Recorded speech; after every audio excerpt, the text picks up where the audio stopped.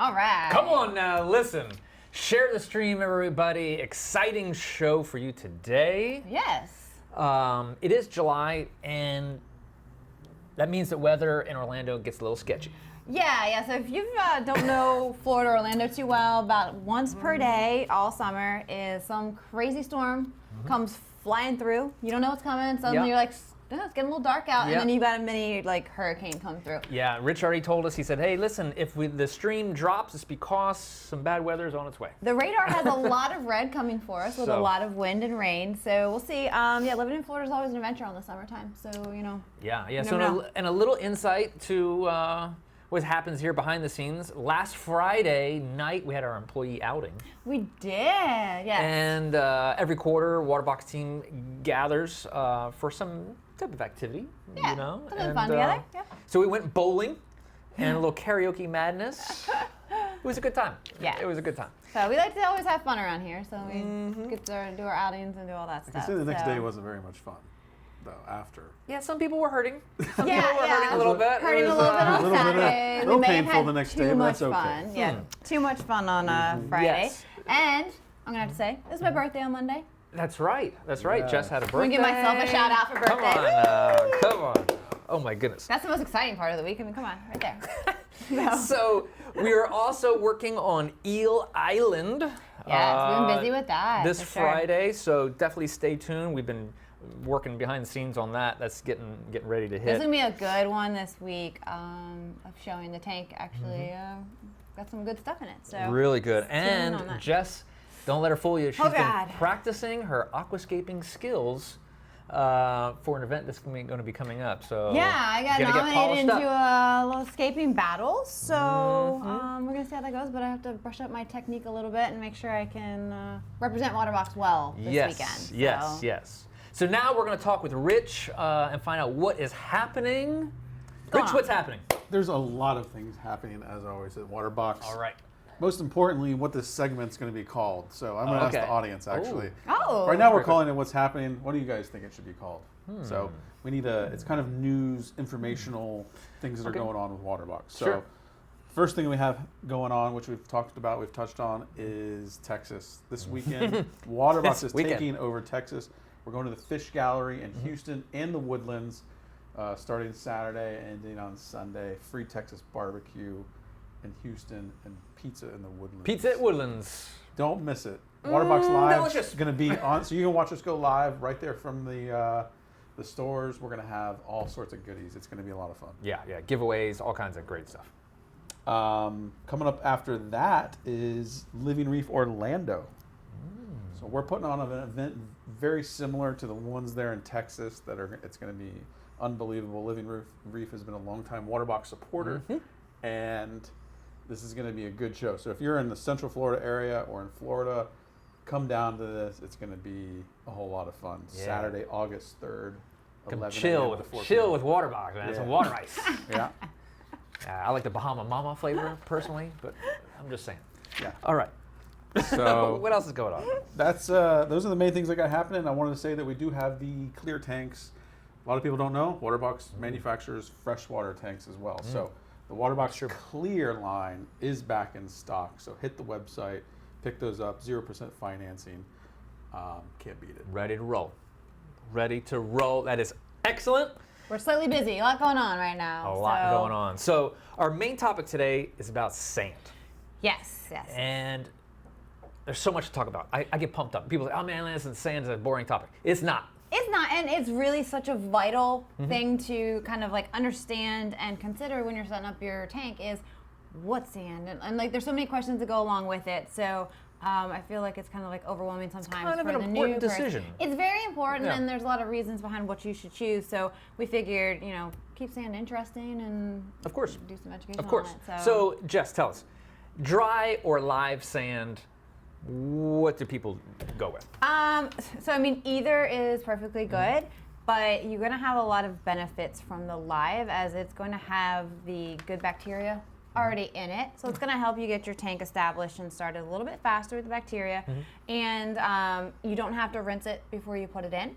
Whereas with the dry sand, dry sand does tend to be a little bit cheaper, but you are going to have to rinse it so well, like thoroughly. You're gonna spend a long time rinsing it because there's so much dust that it's going to keep your tank cloudy for like 6 months if you don't do it. Well, and the sand comes to you guys like in a bag like this, right? This is the Carib Sea Aragalive product. It's actually got water in the bag. Yeah, so the live actually has the water in there because they've got the bacteria in there that, once it basically goes into your tank, becomes active, and is that good beneficial bacteria that actually helps establish your tank. And then the dry stuff's just going to come in bigger bags, completely dry, but it's very, very dusty.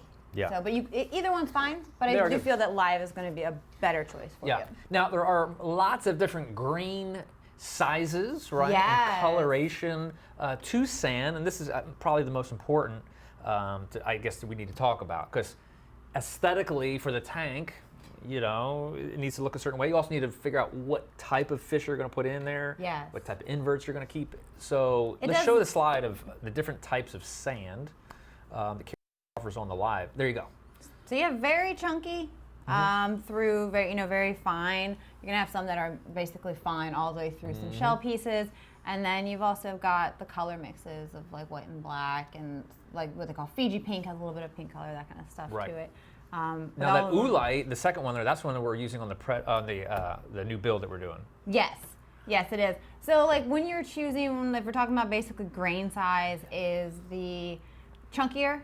The chunkier, larger grain size is going to not be as efficient for if you have wrasses that like to bury, if you have inverts that you want to kind of go through in the sand and sift it, and also like if you want like those sand sifting gobies. Right. And stuff like that. They're not going to do well with that. But the chunkier stuff will be good if you're going to do like jawfish.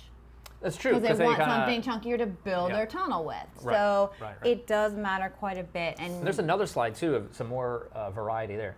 So even like black sand, like what you did in that battle that we had. My battle cube had the black sand. The black sand. And it is it's a little bit of a chunkier sand. So you have to kind of consider that with what you keep in there.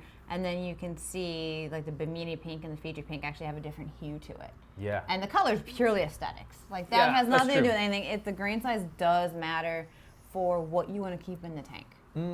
Now, I guess the question here is, do I ever have to replace the sand in my tank? Okay, I got my tank. It's running. Do I need to take it out, put new sand back in? Not really. So there is something kind of out there in the hobby known as like old sand bed syndrome. And that is really like a very old tank. Your tank's 7, 8, 10 years old and it's had the same sand bed. Sometimes it is advised that it does become like such a nutrient sink that you do replace it. Right. You have to do it really carefully because it is a big part of your ecosystem whenever you have it all going. So don't take that lightly. Look into a little bit more, but it is something that like old tanks might have to consider. But it's not a common occurrence. I don't suggest really just doing that. Now, I've seen some of the hardcore SPS guys use no sand. Bare bottom, So that is a possibility, but what do people need to consider when they do that? Yeah, it is. It's generally a pretty limited group of types of tanks that do the bare bottom. It is generally seen in like full SPS systems that have so much flow, and they have to be kept really, really clean. So when you go bare bottom, you can put tons of flow at the bottom everywhere. You're not ever going to kick up sand, and also you can like siphon up the debris as it settles on the bottom. And it does, however, present some challenges, as you don't have like the natural space for good bacteria to grow in your sand bed, like if you don't have it. Also, sand is a natural like buffer in your system for like pH and alkalinity and stuff. So there's kind of, and also aesthetics. A lot of people want to see sand. That's true. They do, and I personally like the look of sand. I've done a bare bottom tank in the past when I had SPS. I did put sand back in it because I just prefer sand, but it does come down to preference on that too. Well, another question that we get a lot is, can I use sand from the beach? Go, guys. Listen, I'm spending the weekend down at Daytona. I want to take a couple buckets of sand back home with me, and I'm going to throw it in my tank. What do you say? I would say no. That's a big no. That's a big old... Don't do it. Stop. Do not do it. It's dirty. It is. Honestly, I don't care if you go to the Keys, if you go to the Gulf, wherever you want to go, our beaches are polluted. It's going to have waste in there. There's going to be possible chemicals. There's going to be pests. There's going to be just all kinds of critters you don't want. That's you true. could clean it. It doesn't matter. Don't do it. Yeah, which brings me to, we spoke with Carib Sea about, how they produce their sand and the process of everything. And it's a very lengthy process, and people don't understand that, the sand is screened and cleaned and prepped and bacteria. There's a lot that goes into this entire, to get this sand in this bag. It's not some people think, if I buy live sand, I'm spending all this money, and it's still just coming, they're just pulling it from the ocean and bagging it up for us. But it's not. They do a lot of processes to make sure you're getting it very clean. And also keeping it to the proper grain size, and that you're not getting like bad pathogens and all that weird stuff coming in with it. So there's more to it than just bagging some sand from the beach and using it in your tank. Another one is they say, can I put sand in a freshwater aquarium? There are freshwater sands. Yeah. And also for freshwater tanks like African cichlids, they like a higher pH. That's true. So you can take an aragonite type of sand, that's usually for saltwater, and use it in the fresh because it's going to buffer your pH and it's not going to hurt something like African cichlid. Right. Now also, how much sand do you put in? Big question. Everybody's asking, listen, do I put like a thin layer? Is it a foot deep?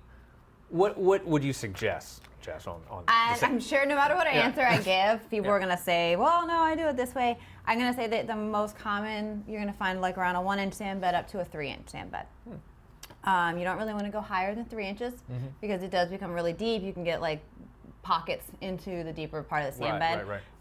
And then under 1 inch, you can do that, but I think aesthetically, most people stick at 1 inch to 3 inches. Yeah. I don't suggest going more than 3 inches deep, though. Yeah, and then also the bacteria, right? So when you're cycling your tank, you got to make sure, there's bacteria in the sand. Yeah. It's another surface area, right, for the bacteria to cling to. And it's a lot of surface area, which is why it's like those when you decide not to go with sand in your tank, you lose a lot of surface area for that natural bacteria to live and keep your tank stabilized. So each piece of grain of sand is a surface area for good bacteria. So it's a really big part of your ecosystem. Very, very important, guys. So now we're going to go to Rich, who's going to talk about your comments, maybe some shout outs here, and see if we can answer some more questions. Adventures in Reefing with us. Cheetah J says free food and water box. That's the best company ever. Come on, Cheetah J. There you go. Oh my goodness. Adventures in Reefing says he thinks the segment should be called the Waterbox News Brief, which I thought was pretty good. Ooh, I like that. Waterbox News Brief. Very Devin with sounding. us.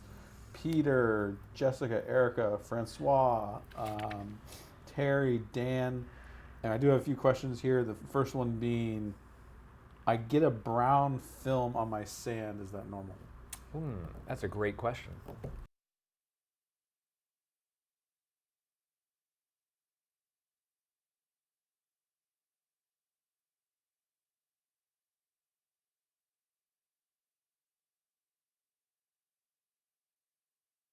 Does kind of work itself out whenever you add sand. You are adding some amount of like some silicates and just things that are going to kind of bloom with that.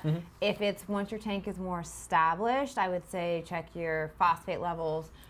If your RODI water's coming in clean, you're going to bring in silicates and things that would actually promote those. So those are your main things. Brand new tank, it's normal. Let it go through. Older tank, you probably got some nutrient problems. All right, Rich, what else we got? This is a great question. Okay. To keep the sand bed clean, how many inverts do I need, and what type of inverts would be best? That's another great question. Man, these I'll people send come that in. right on over to Come Jess on, because Jess. she's the expert. Come on, talk about these inverts. I think they just all look straight We're to just- me we're for just the looking at Jess. questions. All right, go ahead. Okay. We're asking Jess. We're asking Ask Jess, which Yeah. is the next segment. There Go we ahead. go. All right. Use my knowledge for something. So the best inverts for your sand bed are going to be, there's conchs, Necarius, and Ceres are going to be your snail types. Yeah. And generally with those, it's going to kind of depend on like add them as your tank matures. But I would say, you probably, let's say an example, like a 40-gallon tank, you'd have probably of a mix of those 20 to 30 of them, and let them sift of sand. There's also I like the gold- Necarius personally. I love Necarius. They Like got those they're little like- antennas. I call them zombie snails. Yeah, and they just like stick those little antennas out, and they're just like cruising around. If you've never had a Necarius snail, go get some, just because they're cool. Dude, they're so cool. You put some food in the tank, and they just come out of the sand like little zombies and come Yeah. looking for Dean, the I'd food. like to know how well that gold starfish would clean my sand bed. Listen, this gold starfish right here, clean your tank, it's crystal clear, man. Perfect. Actually, it's great. brings up a thing, as a lot of Yeah. people, for their sand, will say, I should get a sand sifting starfish, because they are sold a lot of places, That's true. but they're going to die. They're gonna die. They're going to die. They only should be in very large established systems because they will actually starve out. But you see them sold by a lot of stores because they do a great job, but then they just die in your tank. Wow. So- All right. Well, we got some more questions from our fans. Waterbox fam. Yes, I do. Can you clean and reuse the sand from your old tank? I'll let you answer that one since I answered the other ones. All right, listen. No. Come on, Pete. The answer is no. Disaster. Stop. Go Don't get, do it. go get new sand. Don't. Cheap out. Just buy some new sand. It's not even worth it. Yeah. It's not worth it. Yeah. I mean, that thing's probably been rotting and bacteria and Yeah, you're just asking for disaster. Yeah. You're gonna a lot of nutrients hiding in there. They're just gonna. yeah. So if you just throw it out. I always tell people, like, whenever they're bad. talking about, like, reusing sand or whatever, is as much money as you're putting into your tank in the long run with livestock and setting it up, like, putting the investment into a good sand, a live sand, or not reusing old, it's so small of a cost It in is. the overall of what it's going to do for That's your right. system. That's So, right. just buy the new sand, Okay. go on with it. That's what we need to do. So it's now time, everybody, for one of our favorite little segments called Ask Jess.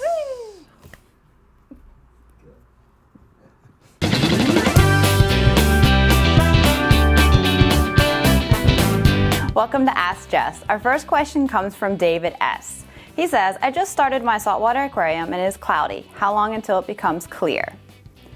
Well, David, anytime you start your saltwater aquarium, usually with your live sand, dry sand, or rock, you're going to have debris that comes off of it. So that's going to be very normal for your tank to be cloudy. I suggest changing your filter socks every single day and using possibly some clarifier to help clear up the water. Usually within a few days, you should have some crystal clear water. Second question comes from Joel. He says, my fish always look hungry. How much and how often should I feed them? Joel, your fish will probably always look hungry. They learn who feeds them and they're going to usually beg. So you want to keep your feeding to about once per day, and usually just enough for each fish to get a couple bites. Their stomach isn't much larger than their eyeball, so they don't need a whole bunch of food. The more food equals more waste, so you don't want to overfeed your fish. Third question comes from Melissa. She says, how often should I change my filter socks? Melissa, I recommend changing your filter socks at least once per week, twice a week if you can. Your filter socks collect all the debris and dirt from your water column, so by changing them regularly, you keep your water quality in great condition. Thank you for all your questions. I'll be answering them every Wednesday on Waterbox Live. Send yours to AskJess@waterboxaquariums.com.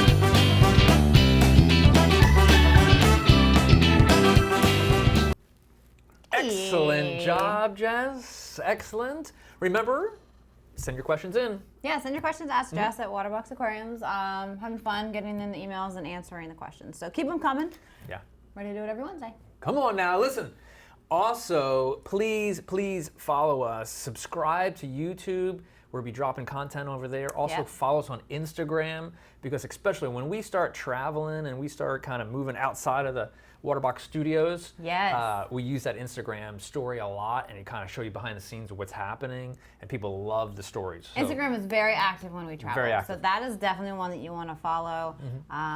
See our travels. Hopefully we don't get delays or stuck in airports all day again or anything like that. So, Yep. but yeah, starting Friday whenever we start to travel. We'll Good. be soon on Instagram. So follow us, definitely join that. Also, it's my favorite segment of Fish of the Week. Come on now. Slight delay. That's okay. Here it is. Bam. I wasn't ready. Wasn't ready. No worries. It's the blue dot stingray. Oh my God. Okay. Oh my God. Listen, we're talking about sand, so I said, what better fish to put in there with sand than the blue dot stingray? All right, this thing loves smooth sand. I mean, it's a beautiful fish, It is beautiful. a beautiful ray, a stingray. And it's like, it needs a tank about 150 gallons. It's very peaceful, but it's expert level. I'm so Expert. surprised that you picked that. Yeah. Reef compatible? No. No. Ain't happening. But man, I've seen some stores that have some of these as like on their display tanks. They're like they get pretty good size. gorgeous. I guess it is called Fish of the Week, not Practical Fish of the Week. That's correct. Right. Yeah, and I feel It's just- if you start actually picking normal fish, we're all gonna be like, "What is going Yeah, on like, what's here?" Like, happening? if we're not have a shock value to this, you did pick an absolutely stunning fish, and I've actually owned these before. It was probably my favorite thing that I've ever had. There you go. But they are extremely difficult to keep, and I'd say 150 is on the small side. side, Like yeah. they do get pretty big, but. Maybe one day you'll pick a fish that I'm most just people can thinking- keep. I don't know. I'm thinking about sand. I had sand on the brain when I was picking my fish of the week. So I like it. Great fish. Yeah. Gorgeous, gorgeous. Don't buy one. Don't All Don't right, buy great. one. all right. Enjoy the view. Don't take it home. So, guys, listen, Friday, Eel Island continues. So stay with us in just 2 days. We're going to show you the aquascaping. Oh my goodness. I just cannot Next level. wait to show what we did Yeah. with the peninsula and how we scaped it with telling you. this awesome rock. And we're giveaway, right? Huge giveaway, $10,000 giveaway. You just got to go to waterboxaquariums.com and check that out so you can sign up for that. Also, this weekend, live from Texas. Yeah, so we'll be Facebook and YouTube. We're doing our lives. So definitely, follow along. If you're anywhere in the state of Texas, close Come to to Texas, Houston. feel like taking a plane ride, whatever, just come join us. It's going to be a lot of fun, great event. That's Yeah. where the Scape Off battle is going to happen. Good to see me. I don't know. I'm not sure what's going to happen with that, but we'll see. I don't know. I mean, Corey Hopkins, he's I don't one of the know. best. Corey and Fish Gallery going against me. I don't even know. Yeah, but- so it's going to be really great content. But we are going to go live this weekend as well as this Friday. A lot happening at Waterbox Studios, everybody. Thank you so much for tuning in. We will see you Friday. See ya. Whoop, whoop.